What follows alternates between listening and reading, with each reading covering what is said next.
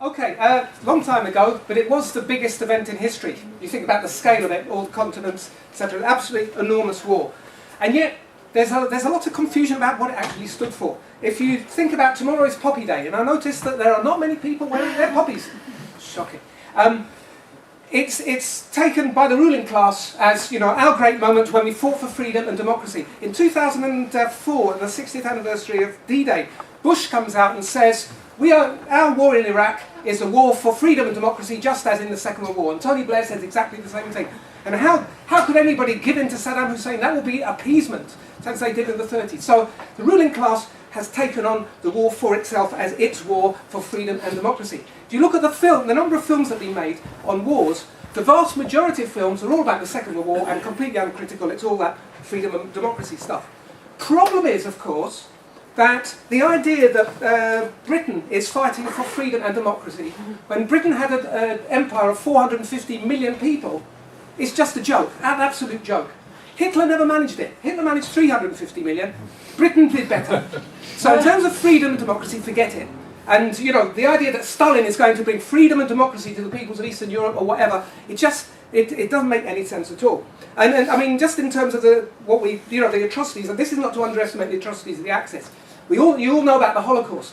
The British caused a famine in Bengal, absolutely directly, through their actions, that cost 3.5 million lives. And when there were attempts to relieve it, Churchill absolutely blocked them deliberately. The Canadians wanted to actually send a ship that could have done something, and he says, no, you're not to send that ship. So clearly there's a problem with seeing the Second World War as a war for freedom and democracy from the ruling classes. However, Churchill, Stalin and Roosevelt were not out with the guns on the front. It wasn't them, it was ordinary people. Millions of ordinary people fighting in the Allied armies. Within the Nazi areas that were controlled and out in the colonies, millions of people are fighting exactly the same enemy, the Axis enemy, as Churchill, Roosevelt and Stalin. So there's a problem, because there was an anti-fascist war. It's not a problem, that's an excellent thing. There's a problem with having those two things going on at the same time. And it's interesting just to look at the end of the war. The First World War came to an end. Why? It's worth remembering Poppy Day. Poppy Day happened because the workers in Germany staged a revolution. The workers and the soldiers. The soldiers mutinied, the workers joined them. 9th of November, the Kaiser falls in Berlin. The 11th of November, the war comes to an end. And that came out of a revolution in Russia, you know, that inspired. In other words, the First World War was deliberately stopped by the masses. The Second World War became more and more popular the longer it went on. If you look at opinion polls, there were early opinion polls in the States, became more popular. The resistance movements didn't say, oh, we don't want the war to carry on, we'll just give up. No, they got bigger, they got stronger as the war developed. In other words, what I think we're seeing is two different wars. An anti-fascist war from below, and an inter-imperialist war for world domination from above. Two separate movements. Now, it's very hard to prove that, because when a general issues the order, attack, and the private follows the order and attacks, you cannot tell this. It's difficult to distinguish between the two of them. You know, they both seem to be doing the same thing. How can we distinguish between the inter-imperialist war and the People's War? And the way you can do it is that sometimes, not everywhere, but sometimes they came into direct conflict with each other. You can actually see the two wars fighting each other rather than fighting the Axis. And I want to just pick on those, a few examples of that. So I'm going to pick on those, but the general argument that there are these two separate conflicts, I think applies virtually right across the board. But I'm going to pick on the most clear examples. I've got time to do three, I hope. I'll start with Greece. In Greece, the ruling government before the war was King George, and his prime minister was a guy called General George Metaxas. General John Metaxas. And General John Metaxas said, Hitler has the Third Reich, I have the Third Hellenic civilization. He consciously modelled himself on the Nazis. But Greece, when the war began, was on our side. And the only reason it was on our side was because the Italians wanted to expand their territory, so they attacked Greece. So Greece is on our side. They're our fascists fighting our war. The king was extremely unpopular, and he runs off to Cairo under British protection. So the war is fought in Greece not under the control of the imperialists, but from below by ordinary people. And it was fought fundamentally by an organisation called EAM-ELAS. EAM was the political wing, ELAS was the military wing, effectively under communist control. And what we see in this war is this is not a war to bring back the fascist king. Why would you? You're not fighting to restore what came before. You're not fighting to restore the influence of imperialism. You're fighting to get rid of the fascists, but also to bring something new. And I just want to read you a description of what they did. And this is important to understand this. This was written by a British officer who later on became a Lord and a Tory MP. So he's not exactly sympathetic by nature to what EAM-ELAS, the communists, are doing. And this is what he says. The initiative of ELAS, and you can tell he hates it. He hates them at the same time as he has to admire them. The initiative of ELAS justifies their prominence, though not their tyranny. Having acquired control of almost the whole country, except the principal communications used by the Germans, it's given the country things it had never known before. Communications in the mountains by wireless courier and telephone have never been so good before or since. The benefits of civilization and culture trickle into the mountains for the first time. Schools, local government, law courts, public utilities, which the war had ended, are working again. All the virtues and vices of such an experiment could be seen. For when the people, whom no one has ever helped, started helping themselves, their methods are vigorous, although not always nice. The words liberation and popular democracy fill the air with their peculiar connotations. In other words, they are fighting the fascists and they're creating a new state, a new type of society, all sorts of confusion. I don't want to idealise it, but it's a different war that they're fighting. They're fighting war for liberation, and it's social liberation as well as just getting rid of the foreign invader. And you can tell there are two wars because when the Germans are losing the war and they want to retreat, and a lot of them are out on the islands, on the Greek islands, they want to retreat back to Germany. And to retreat back to Germany, they have to go to the mainland and then get on the trains and go back to Berlin. And they expected massive British opposition. But there wasn't any. And this is what the German High Command said. First of all, it was very perplexed. And then he said, the British have allowed our forces to be moved from the islands to the mainland with no opposition by sea or in the air. Why? By this they apparently intend to keep German forces on the Greek mainland until the moment when their own British operation is possible. And in this way they hope to prevent a general revolution. So that was the plan. It didn't work. The Germans were defeated by EAM-ELAS 2 weeks before the British could arrive. So the British arrive in Greece under the control of EAM-ELAS. So what did the British do? Well, General Alexander says, Churchill says, we are going to take it back and restore the fascist king. And this is his words. Do not, to General Scobie, the British commander, do not hesitate to fire at any armed male in Athens. In other words, the resistance, do not hesitate to fire at any armed male in Athens who assails the British authority or the Greek king. Act as if you're in a conquered city where a local rebellion is in progress. In other words, they're declaring war on the other war. This is imperialist war declaring war on people's war. And what did the British do? In the first 24 hours, they fired 2,500 shells into the residential areas of Athens, in other words, where the working class lives, causing 13,700 casualties. By the end of the operation, 50,000 Greeks were dead, and there were 2,000 British dead. And after that, there was a Greek civil war, which is very rarely heard about, which cost several 100,000 lives. The American ambassador at the time says of Churchill, he says, he's handling this fanatically freedom-loving country as if it was composed of natives under the British Raj.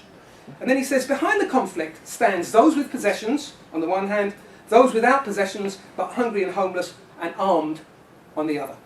So these are two wars. I want to move very, very quickly onto Poland. Poland is a different situation. You might think, well, this is just anti-communism. The British didn't like the communists, so surely it'll be different when Russia's involved, you know. It's not.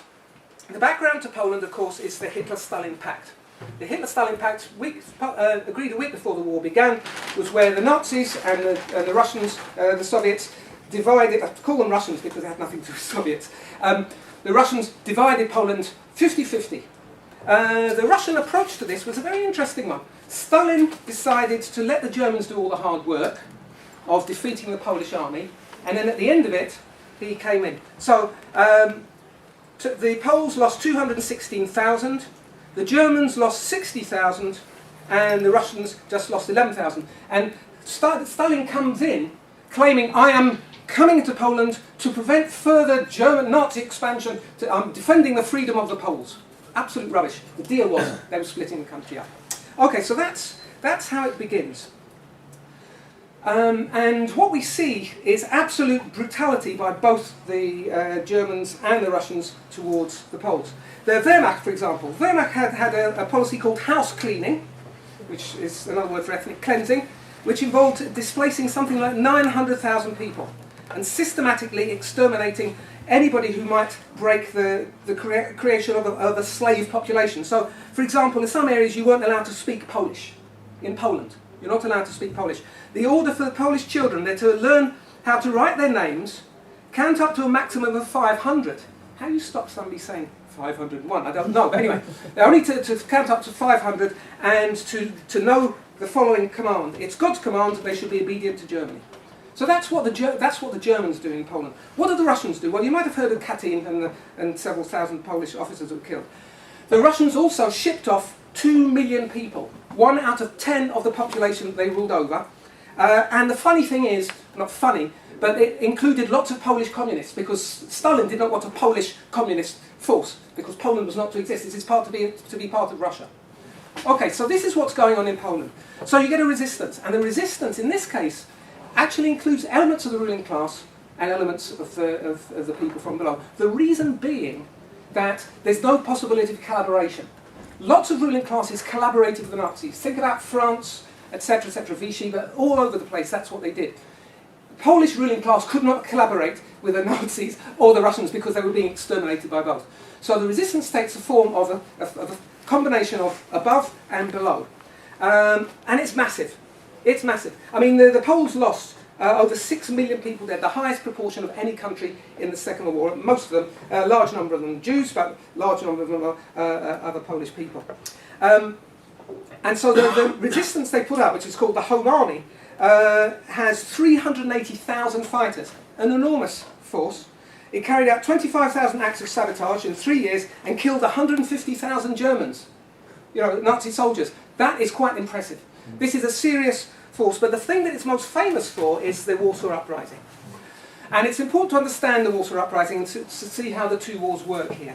The Warsaw, in the middle of the country, basically, when the Nazis, Operation Barbarossa, they march into Russia, and in so doing they take the whole of Poland. So the whole of Poland is under Nazi control as the war develops. Later on, as they're losing, the Russians push back. So the Russians push back into Poland, and they get to the River Vistula. And the River Vistula, on one side is an area called Praga, which is sort of attached to Warsaw, but the main body of Warsaw is on the other side of the river. So you've got the River Vistula, Russians on this side, Germans on that side. It's at that moment that the Polish army, the Home Army, decides to rise up. And they've got 40,000 fighters, they've got weapons enough to fight for 1 week. 1 week only, but they think, not a problem, because the Russians are just across the river. If we're holding down the Nazis, the Russians will surely come and help us. So, they start their uprising on the 1st of August, the same time as the liberation of Paris. The Nazis are losing, so they've got hope here. They start the uprising and they take it on. And on the first day, they lost 10% of their forces. It cost 4 of their fighters for every 1 Nazi. This was a really, really daring, desperate act. But they wanted to take on the Nazis and defeat them. We're waiting for, and let's see what this involves. And the Home Army officer describes it as this. He describes the fervour with which the inhabitants build anti-tank barricades, organise soup kitchens at short notice to feed the soldiers, and those people who didn't even return to their homes are caught where the uprising surprised them and get involved. The mood in the street remained a continuous holiday.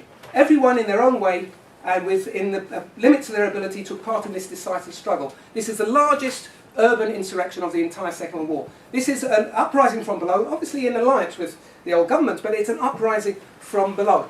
And if you look at the demands of the uprising, it's absolutely extraordinary, because the old aristocrats who ran it are calling for workers' control, nationalisation of the banks, they had to take on the radical demands to mobilise the people from below. They were forced to. So they're expecting help from the Russians. It doesn't come. Stalin wants the Nazis to destroy the Polish resistance so he can walk in and take over a completely supine country. Strangely enough, the British and the Americans actually want to help, because the Polish government in exile is in London. This is Cold War before it's even started. And so Churchill actually does want to help the Polish uprising, because after all there's elements of aristocracy in the leadership of it. And they say to Stalin, all right, you want to help, you won't do any airdrops, we'll do airdrops. Trouble is that we've got, our bases are in Italy, which are 1,500 miles away from Warsaw. So what we're asking of you Russians is, we'll fly over, drop our payload of supplies to Warsaw, we'll land on the other side of the Vistula, refuel and fly back home. And Stalin says, you can't. I'm not allowing you to. You're not even allowed to land. In other words, they couldn't help, they were prevented from helping the Warsaw Uprising. So here again, you see two different things. You see an inter-imperialist war with inter-imperialist intentions. Clearly that's what Stalin is about. He is working effectively with the Nazis to destroy the Poles. At this stage, obviously he's fighting the Nazis, but he's using the opportunity to wipe them out. And you see two wars. Finally, very, very quickly, onto Indonesia, which is, you know, a long way away, and you think a very, very different thing. But actually, you can see the same thing again. Because this takes it to the logical conclusion. Here we see the British, the Dutch, and the Japanese fighting together to defeat the Indonesians. Let me just run through it. So, Indonesia used to be called the Dutch East Indies, and they were brutally exploited by Holland in their time. So when the Japanese arrived, they're welcomed.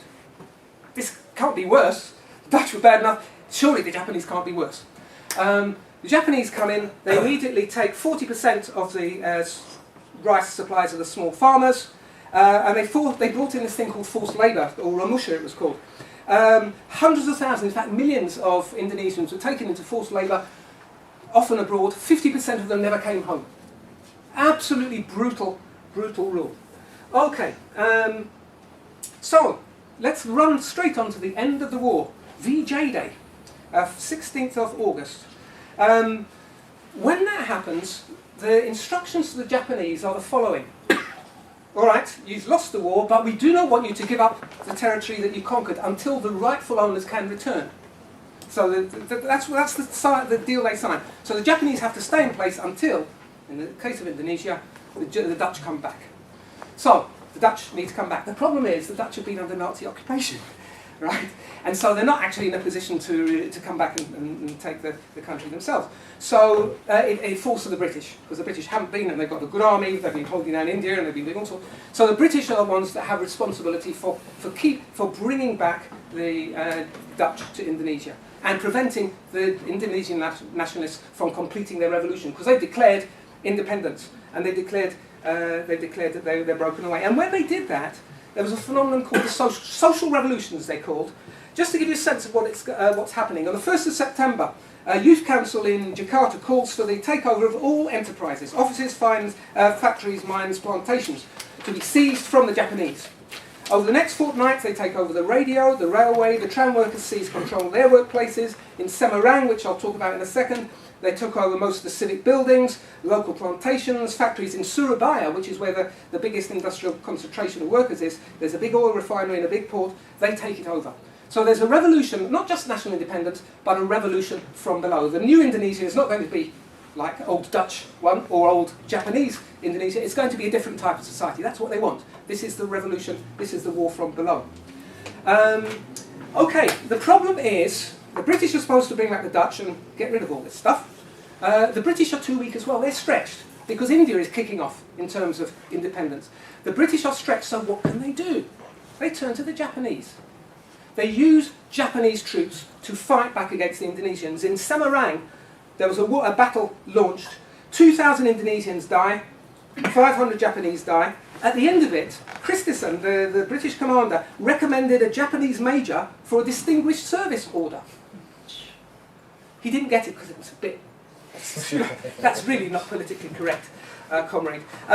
In January 1946, and we should talk about comrades because the Labour Party is in power at this point in time in Britain.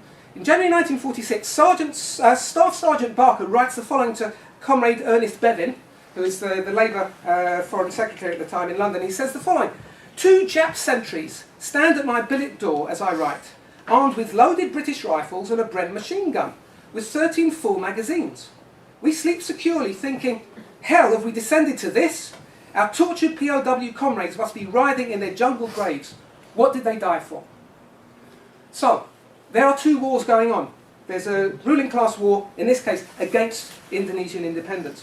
And later on, the British are building up their numbers, and they carry out an even bigger atrocity than they managed to get the Japanese to do for them. In Surabaya, the Indonesians gain control of Japanese armaments. The reason being that the Japanese said, why are we stuck? Why do we want to lose our lives defending this so that the Dutch, that were, the enemy, are coming? So basically, they allow the Indonesians to get hold of their arms. And so it turns into serious battle. And in this battle, Christensen, remember the guy who wanted to give a distinguished service order to the Japanese major, so he puts it this way: I intend to bring the whole weight of my sea, land and air forces and all the weapons of modern war against them until they are crushed. And he did. 30,000 British soldiers, mainly Indian actually, 21 Sherman tanks, 8 Thunderbolts, 60 Mosquito planes, 6,000 killed. So, there are 2 wars going on. There is clearly a war amongst the imperialists. But if we only say that, you're not really describing what's going on in the Second World War. If you only say the war is an anti-fascist war for freedom and democracy, you're ignoring the other. I think the only way you can make sense of the war is to actually see 2 wars. They're running in parallel most of the time. The ordinary soldier is fighting fascism, the general is fighting for the imperial glory. But sometimes, and in significant places, we see them coming into conflict. I've given you 3 examples. There are many more, on all sorts of different levels. But that's really the argument that I want to put. Thank you very much.